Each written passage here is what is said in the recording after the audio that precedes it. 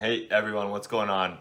It's Robert O'Crook here, founder of the Digital Nomads Forum, and in just a moment here, we're going live with a question and answer session on taxes for digital nomads, and we're gonna have Derren Joseph, who's a international tax expert for remote workers and digital nomads, joining. So if you guys have questions about your tax stuff, then now's the chance to get an expert's opinion on it at no cost here in the Digital Nomads Forum. So Derren, okay, we're talking about taxes for Yeah. digital nomads and hmm remote workers today.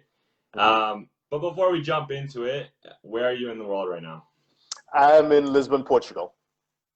All right, a true digital nomad, even during COVID. And I remember, Yeah, I don't even know, 6 months, a year ago when we did our last yeah, chat here in the Digital yeah. Nomads Forum, you were, I think, somewhere in Southeast Asia then. Do you remember?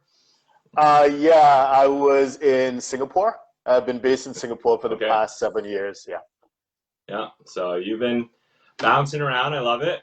Okay. hmm And for people who are not familiar with yourself, I just briefly introduced you as an expert for kind of international digital nomad taxes. Tell us a little bit more about your background, though, and why, hmm everyone knows with taxes, maybe we shouldn't be asking in Facebook groups how to do it, but why are you qualified to give a little bit of better advice than the average Facebook group member? Sure, that's a great question. First of all, thanks for the opportunity to exchange ideas with yourself and your group once again. It's a pleasure and an honor to be back. You feel free to reach out to me on Facebook, those who are watching, or on LinkedIn. Essentially, I've done finance all my adult life. My license, my active tax license is with the US.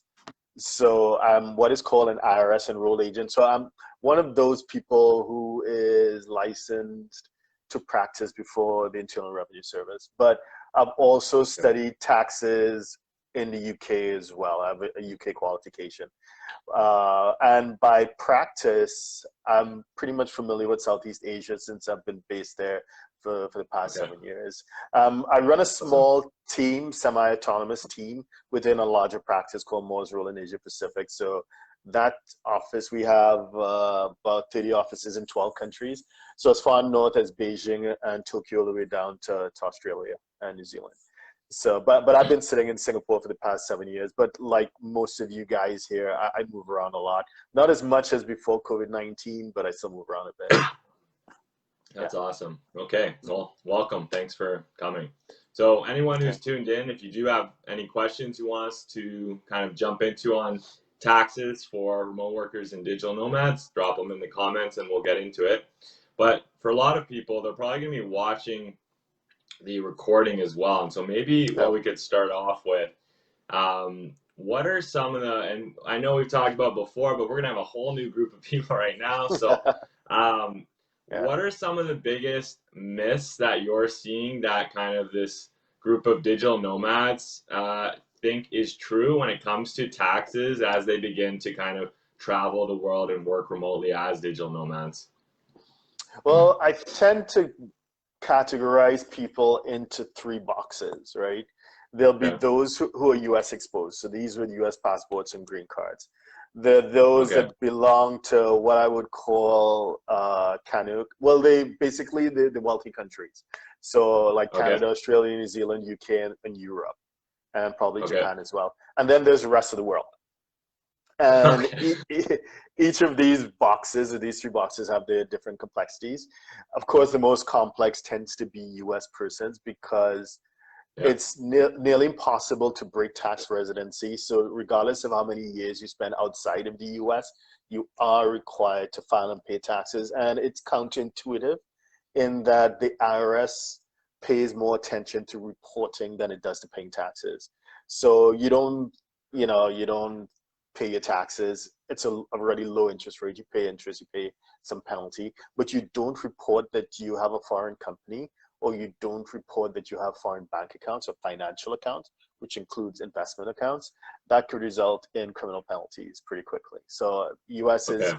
pretty much on reporting. In terms of the other wealthy countries, I guess the key thing to remember is that a lot of them, and I'm painting with a really broad brush, and I know that that is something not advisable, but just for the purposes of this conversation, if it Of is you course. leave, if it is that you leave your country of origin, you must establish residence somewhere else.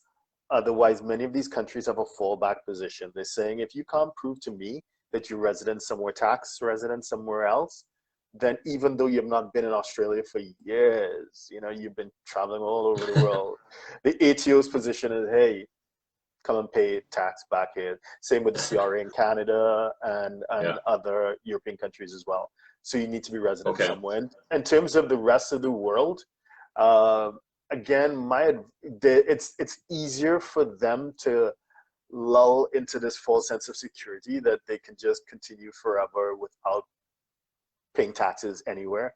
I think just generally speaking, countries are becoming more aggressive when it comes to taxation for a number of reasons.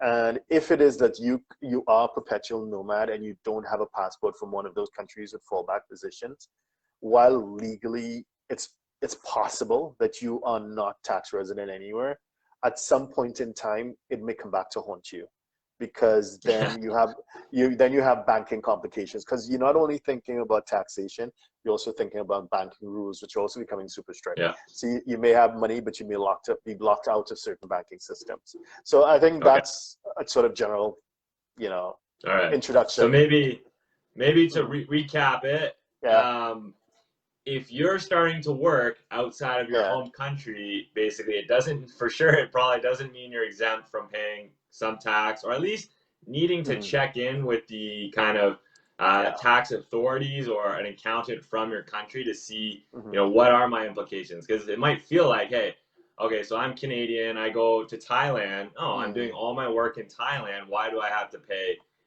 taxes in Canada? But actually, mhm, you probably have to, unless for some reason you're exempt, right? So correct. basically, check in with an accountant or an Yeah, international tax pro of some sort to make mhm, sure you're just doing things the way they should be.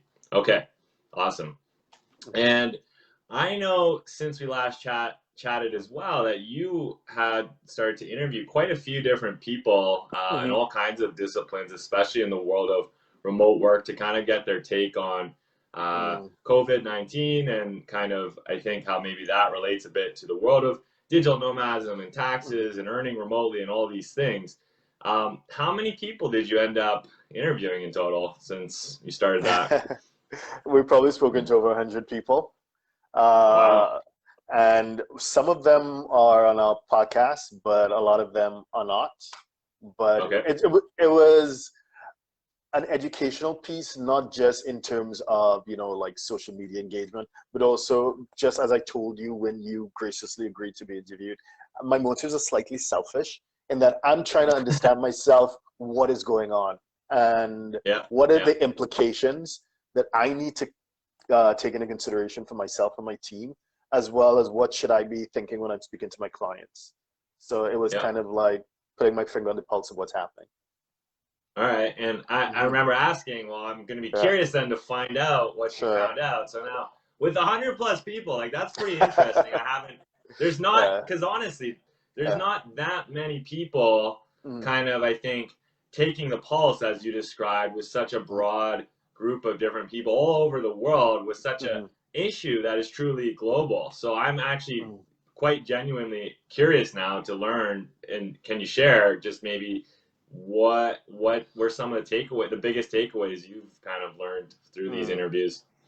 So I think the number one takeaway, if I just to summarize it pretty quickly, is that this health crisis hasn't necessarily created anything new.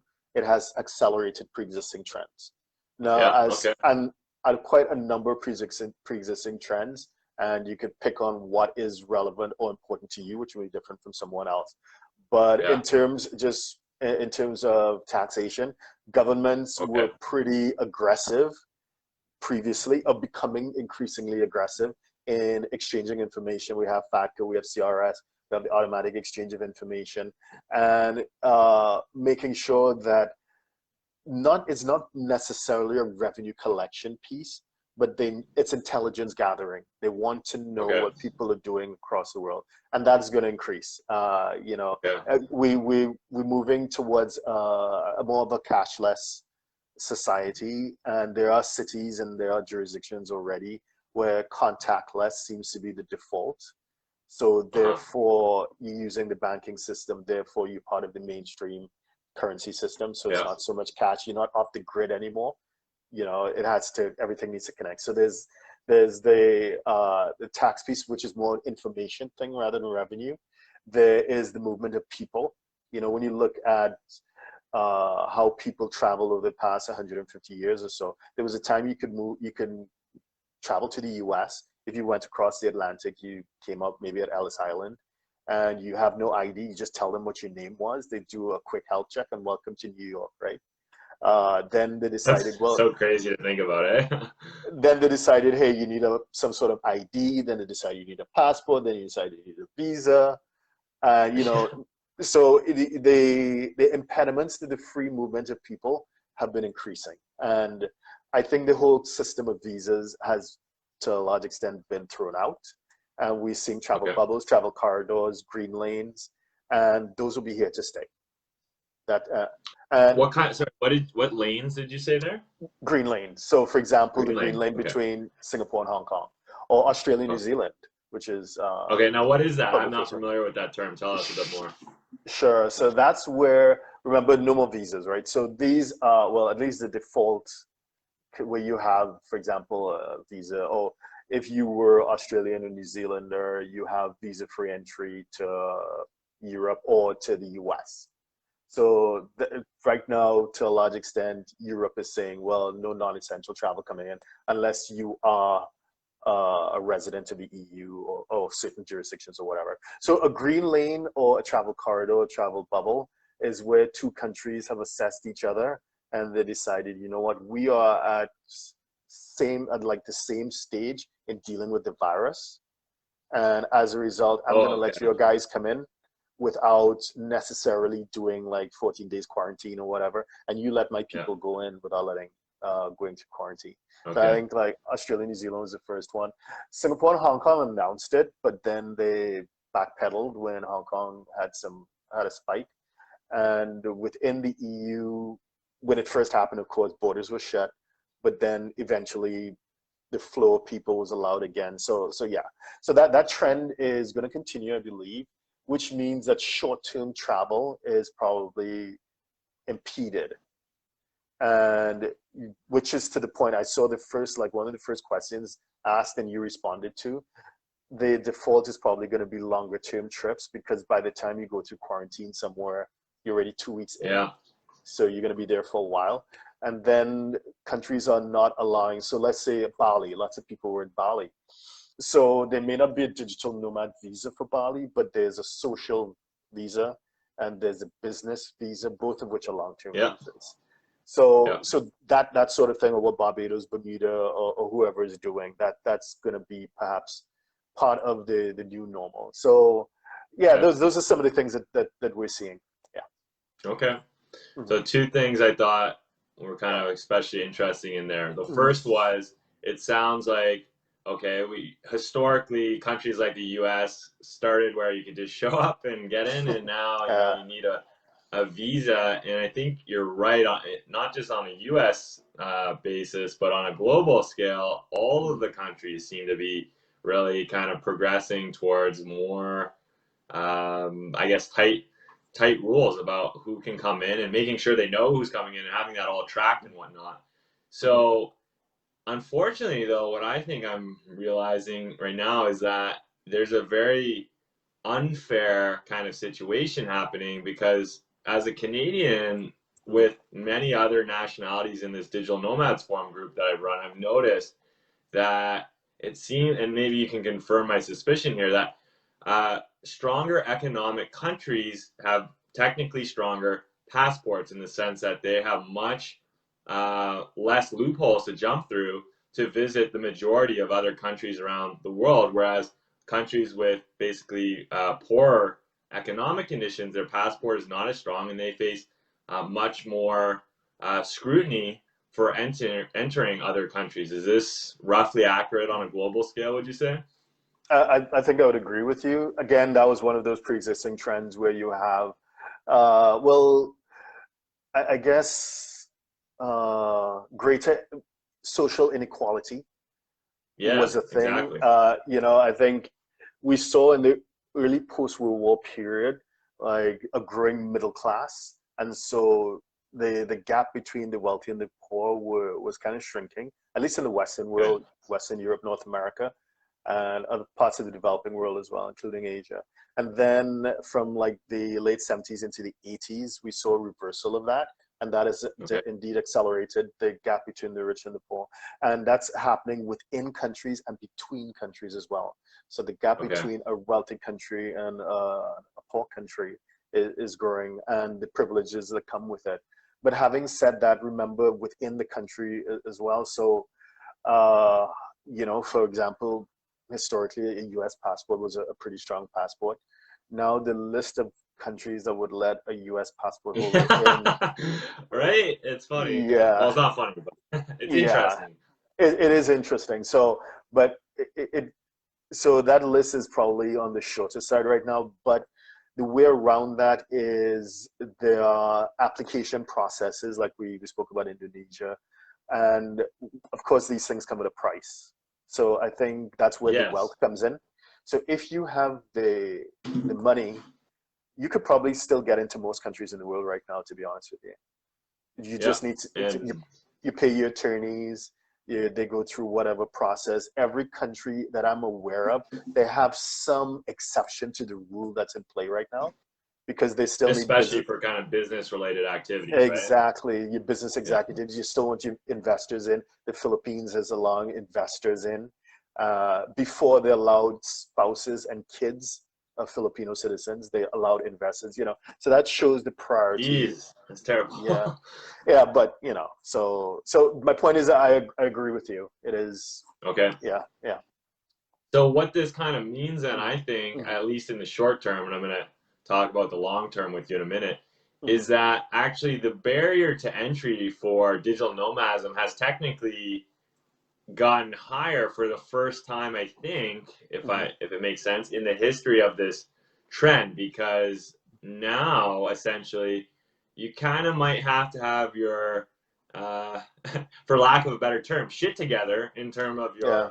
your earnings, so that you Mm-hmm, can actually afford to basically speak with potentially a legal representative from either your country or the country you're trying to get into, so that you in some ways can actually buy your way into the country, and that's only going to be available to you if you're actually making, a decent earning.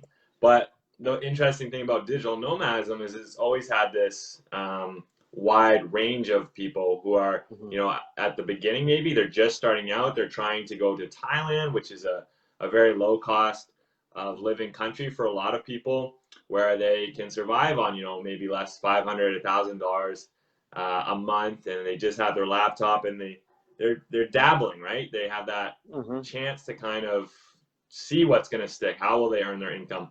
But that's not really as possible anymore. And so perhaps what this means is people are going to have to get a lot more consistent with their remote earning in their home country before they can travel, if things stay the way they are now. So that's the Yeah, short term. So this is why I wanted to bring up the long term with you, though. So yeah, now yeah. the interesting thing I saw in the news recently was that, for example, UK has just approved first one of the first countries to approve a COVID vaccine, Mm-hmm. and there might be again, right, a very rapid changing of all these rules as a vaccine that hopefully works becomes available around the world. So, what do you think on that topic? Mm-hmm. With vaccines that potentially work becoming available, do you think that the rules will kind of revert a bit once some stability comes, and perhaps as a result of that? What are your thoughts on that? I think it may vary by country, because, as you mentioned, Thailand, even before COVID-19, Thailand was becoming less friendly to so-called backpackers, right? Okay. They were pushing this VIP visa, and for one of the few countries in the emerging developing world that was like turning away Americans or people with so-called first world passports on the grounds that, hey, you just did a visa run and you're back in. So, play by the rules kind of thing. So I think so it's not going to go back in terms of enforcement of existing rules. And I think the rules are going to get stricter. And once a jurisdiction gets a taste for greater control of its borders, they're not going to backpedal on that. And that leads me to another trend which we're seeing, which is nationalism. So obviously we know of the trade conflict between certain powers, superpowers, but it's manifesting in other countries as well. Other countries are electing democratically leaders who have a mandate to put their country first, right? And I'm not just talking about the US or the UK with Brexit, or the Philippines with the territory, or Australia, or whatever. It's across the world. Especially when there's an economic contraction, nationalism is on the rise, and nationalism was on the rise even when there was economic growth. So it's going to be exacerbated. So in terms of the vaccine, circling back to your question, I don't think so. There would be some relaxation in some jurisdictions, but for the most part, the countries that were progressively getting more difficult to enter will continue to do so. So the US has always been, unless you come from another wealthy country, of course, and you have that passport, the US will continue to be a challenge to get in, as would the other Anglo-Saxon countries, Canada, Australia, New Zealand, UK. And to a large extent, Fortress Europe will continue to protect its borders. And yeah, so I don't, the bottom line is no, I don't see a reversal in that. It will continue to be difficult to get in. Okay. Now, what I heard you saying, though, is that kind of potentially more so applies to some of these, I think, economic superpowers. Now, on the flip side, do you think then there's potentially an opportunity for some countries that potentially are not known now as big tourist destinations to kind of make their way into becoming tourist destinations by having extremely lax kind of visa rules or visiting rules compared to these other countries we're talking about? One would have thought so if one was being completely logical, but then what we're seeing, I thought I was smart, so but we're seeing the complete opposite. You see Thailand, which is probably one of the biggest destinations from a tourist perspective. Sorry, which country? Thailand. And you had like Phuket, the governor was begging practically to let people back in. And Bangkok basically said no. Same with Boracay against Manila. Same with Bali against Jakarta. So the governor of Jakarta, he was predicting is going to open months ago. And then basically Jakarta is saying, no, you will experience economic collapse, but we want to protect our borders. So if they are doing it right now and they are watching parts of the economy implode, basically, I don't see them being motivated to reverse it completely. Again, yes, they will allow tourists back in, but the barrier to entry will be high. They will be looking for people who probably, as you said, they have their shit together. They can prove that they can economically sustain themselves. If they're staying long term, they will probably trigger tax residence, and that needs to be considered. They'll need to pay some taxes. They're like, for those flying into Phuket right now, the government is going to mandate which hotels you can stay in. So the point is that I think nationalism is here to stay and is not going to reverse even in the developing world. Dang. Yeah. I'll be honest, I'm not a fan of what we're hearing, but you got to deal with the facts as they are. So, with all of this in mind then, for someone who's watching, who's an aspiring digital nomad, what would be your big tip to them in terms of what should you be focusing on preparing if you're still kind of gung-ho about being able to live your digital nomad dream and travel and work remotely? What are they going to have to really focus on doing differently now than maybe even 2 years ago? I think, just to repeat what the message that you've said here and that you say in the group, which is you need to get a plan. So, forget all those guys on YouTube who are selling fantasies. You could be, you'll have a But how can we Lamborghini, a forget them? swimming They're We're pool. marketing ads follow us everywhere. Yeah, I mean, we have to be real about what works and what doesn't work, and you need to have a sustainable source of income before you enter the country. They Okay. will cut down on people who are just doing visa runs, or people who are spending an extended period of time and triggering tax residency, and they want to see what you're earning potentially, and you need to deal with that. So you need to have a plan. You need to have a plan. And the in terms of moving around, from both a tax and an immigration perspective, as we've kind of like hinted previously, there are a lot of cowboys. These are obviously people who, I mean, they maybe were very well intentioned or not. I mean, everybody's different, but they give unqualified advice, and sometimes people get in trouble. Okay. So, you'd want to be given that nationalism is real, then you would want to be seen as always following the rules. So I know people Okay. talk about hacks and shortcuts. If you do this, if you lie about this, no one's going to figure it out. I think one needs to be more careful with that. Okay. The chances of getting caught, the countries are more sensitive to it. So make sure you follow the rules from an immigration perspective. And Absolutely. if you're working internationally, make sure you're following the rules from a tax perspective, because you don't want to get caught out with either. Okay. Awesome. Mhm. So I guess the other question that I have Mhm. in mind is this so is the history of digital nomadism, it started to exist as soon as basically technically as early as phones became available, but really Mhm. as kind of laptops and Wi-Fi kind of became more universal. This is when digital nomadism has started to really boom. This is technically one, to my knowledge, anyways, one of the only, I think, recessions in the trend Mhm. of digital nomadism in terms of at least traveling. Remote work, that's another topic. That's absolutely booming. But digital nomadism, which is actually remotely working and traveling, this is one of the first times so far in this trend Mhm. of itself where it's kind of had a recession Mhm. in terms of its popularity. Would you agree? I think it's evolving. Before, the perception, rightly or wrongly, of a digital nomad is some guy, eating pot noodles and counting pennies and backpacking and doing just enough to pay the next night at the hostel. That is Yeah, what people had in their minds, and that's why some countries were pushing back on it. But yeah, I think it's evolving. Now you're seeing, remote work or work from home is now part of the new normal. And that is yeah, not just at lower levels, but mid-management, executive, board level.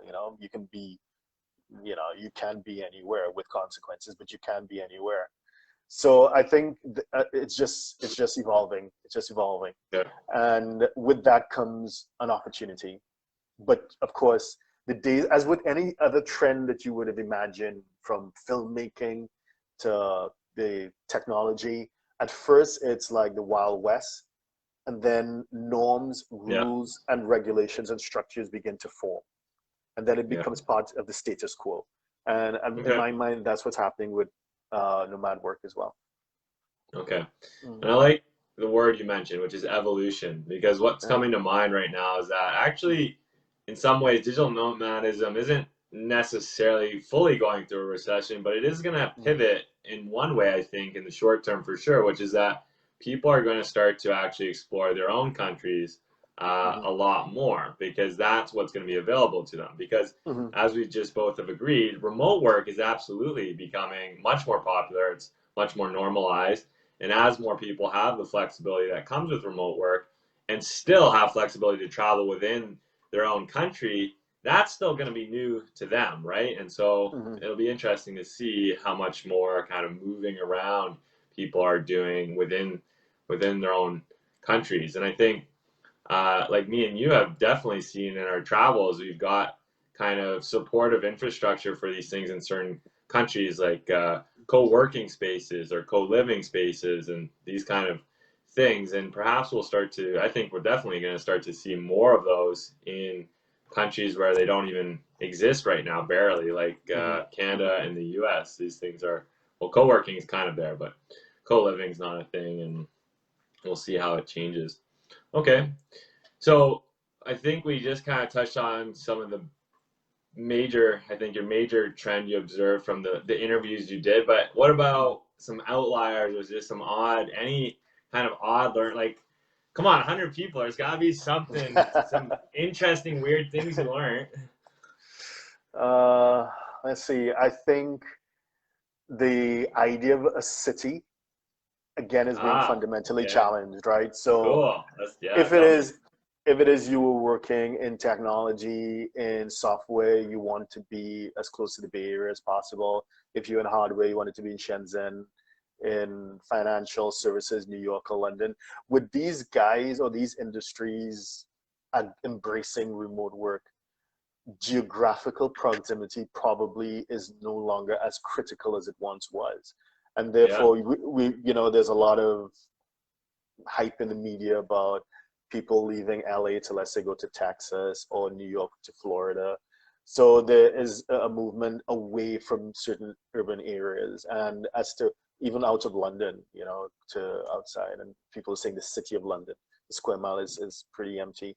As to whether they return, do they really need to? Now businesses realize, you know what, I could save a whole lot of money in terms of office rent. And for the yeah, most part, I'm adapting my management style so I can manage teams of remote workers. So I think I don't know what the outcome would be, but the way in which we conceptualize the city is going to change. Now that leads to a critical question. Like one of the great things is about being in a certain ecosystem is the networking effect. The yeah, connections, those accidental connections, like how you and I met in Bali or whatever the case may be. How do you meet these people and make meaningful business and personal connections as well? And I think that's where the way social media is presently constructed may evolve. Because right now, social media, in a way, is I kind of met you, I kind of know who you are because like we kind of knew each other from wherever. And so let's stay in touch. It's a way of like, let's keep in touch on Facebook or LinkedIn or Instagram or whatever. I met you. Hey, what's your Instagram handle? Let's keep in touch. Now, I think that's how you would meet someone. You would meet them first on social media as to whether or not you meet them physically because of the various restrictions. okay, At least in the foreseeable future, I don't know.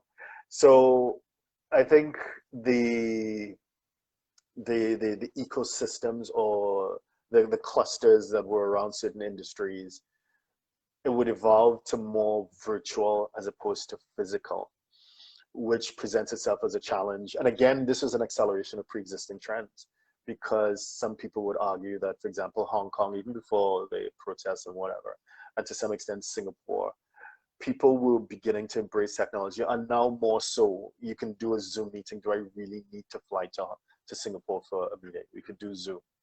Let's keep in touch that way. So I think the urban lifestyle is going to change, and you see it yeah, in different ways, not just work, but in terms of retail.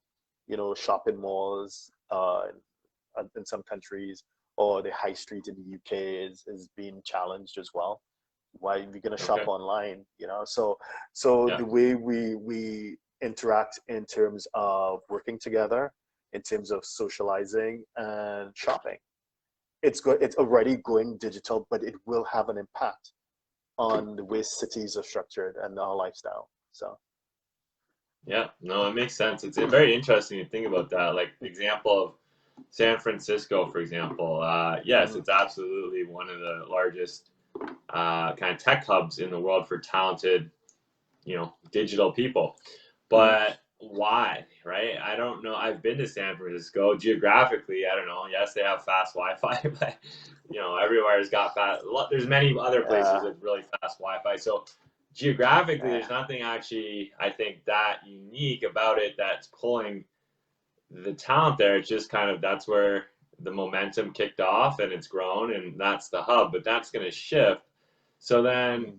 when people are no longer, at least digital people, because the reality is the world we live in is still a lot of non-digital work, and that's not going to Mhm. exactly disappear overnight. But more and more people are going online or remote, Mhm.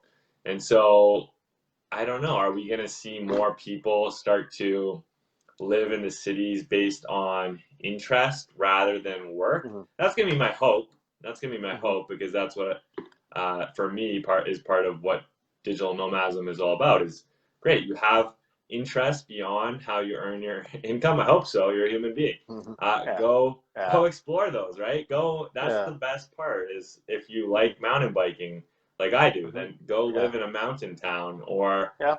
if you're into poetry, then maybe you stick in San Francisco, an urban center where there's that vibrant kind of population that has a lot of that kind of creativity. Mm-hmm. Do you think there will be more focus of people moving to where their personal interests lie, or is this just wishful thinking and we have to see what happens? What do you think on that? I would agree with you, but then I also agree with the point that you made. You just touched on it, but I'd want to shine a light on it, which All is right.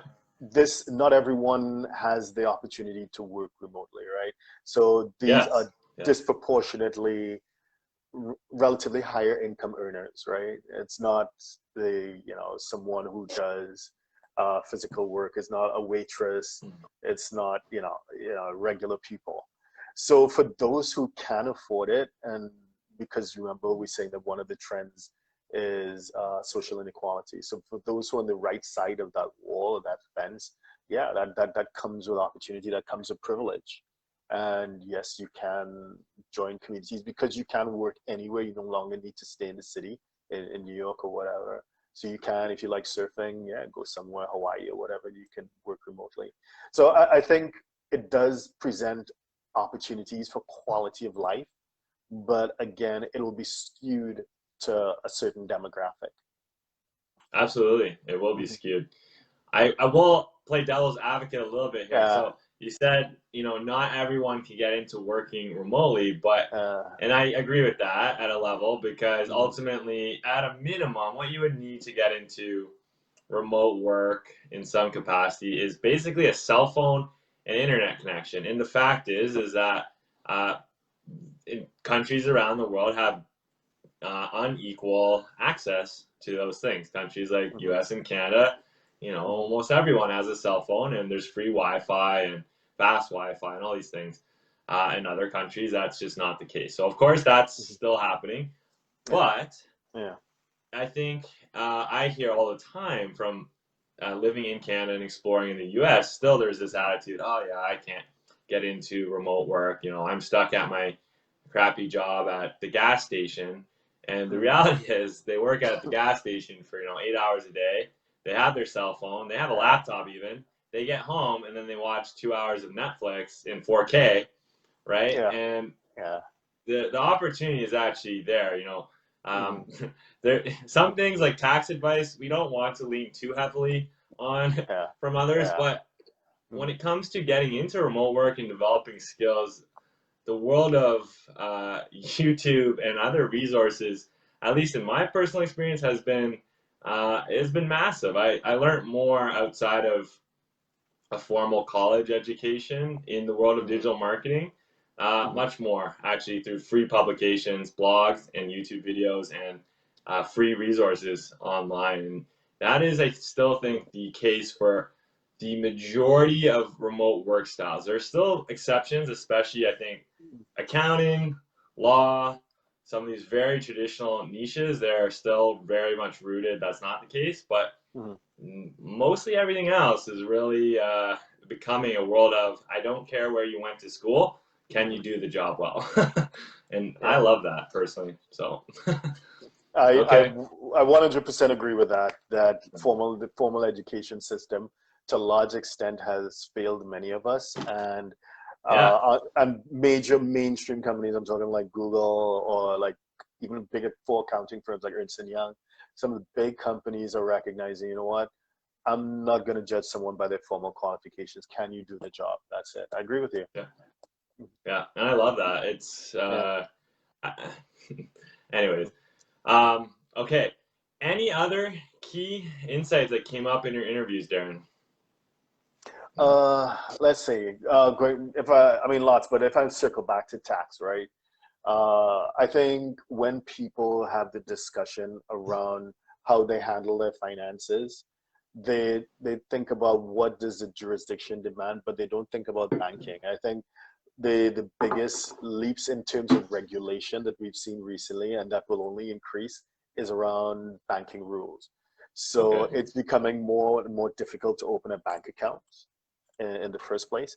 And when you move funds around, it's come under more scrutiny. So what we've seen, and this is pre-COVID-19, we've seen that when some people, they've been traveling for a while and it's time to move back into, for the want of a better word, like a first world country, and they may have an account in an emerging market, and they want to make a transfer and they find out that they cannot. Why? Because that first world bank is going to want to know, where did this money come from? And you could say, well, I was a remote worker, here's my website, here are my invoices or whatever. And they say, well, that's all well and good, but give anybody 5 minutes in Microsoft Excel and they can produce invoices, right? So how do we know that this money is legit? You need to Yeah. prove to us that this money is clean, and it's a source of funds report. And the most convincing way is with a tax return, a government document that says that this money has been declared in whatever country it is, and it's fine.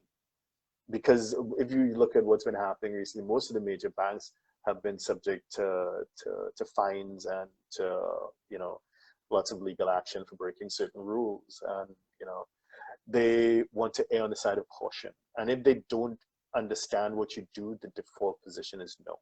We don't want your money. We don't want you as a customer. So we've had many clients who, they were born and raised in a European country, in the UK and Canada, Australia, whatever, and they've been traveling around for a while. Okay, it's time to go back home. Maybe I want to buy a home, I want to buy a car, I want to take care of family, whatever. And they realize that their money's locked out of their home because because of the banking rules being as strict as they are, and which could have been alleviated had they been mindful of taxes. So I think the banking rules is something for everyone to keep their eyes on, especially those who do business internationally. So, because this actually topic is not something I've learned too much on Yeah. personally. So, are you saying basically that kind of your local bank account in your home country, they will actually kind of decline like an incoming wire from a foreign currency?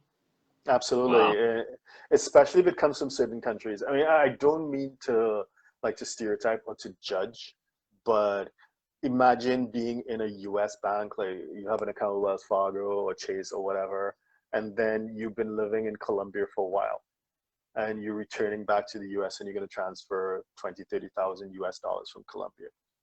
Okay. People have things in their mind, and it's completely They've been wrong. They watch watching Narcos. too much Netflix, but Yeah. the burden of proof is high.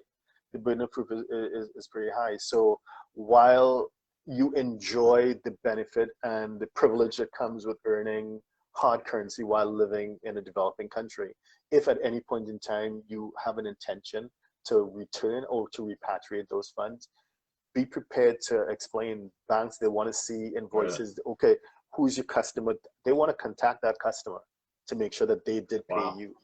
So it is what it is. It's something to be conscious of. That's interesting. This is not a Mhm. topic I've heard so far. So I think that, for me personally, that's going to be my biggest takeaway of our Yeah. conversation today. But yeah, we covered a lot of interesting things.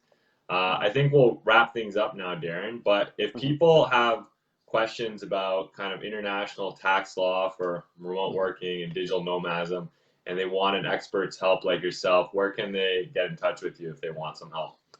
HTJ.tax. Just go to HTJ.tax Okay. and contact details there. I get a lot of messages on Facebook, but what Facebook does is, they throw it in spam.